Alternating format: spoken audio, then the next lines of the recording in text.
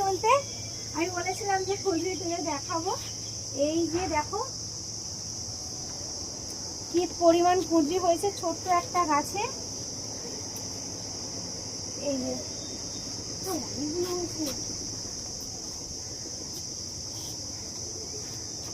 একদম ছোট্ট একটা গাছে অনেকগুলো হয়েছে কুঁদরি।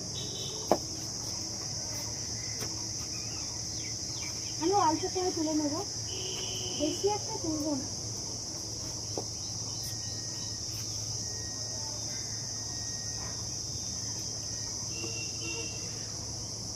মানে আমি একটা ডাল বসিয়েছিলাম কিছু মাস আগে, আমি না ভাবতে পারিনি যে এতটা পরিমাণ হবে আর ডালটাও যে হবে।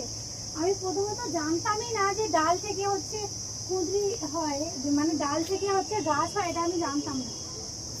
তো অনেকগুলো আমি জানি না, এখানে হারিয়ে ফেলবো, মোটামুটি এইটুকু থাক বুঝলি।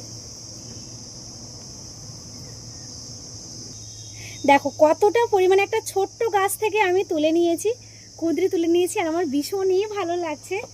আর ছোট্ট গাছটা একবার একটু দেখাবো তোমাদেরকে, গাছটা যে কতটা ছোট, এবং ডালটা আমি আগের ভিডিওতে তোমাদেরকে দেখিয়েওছিলাম।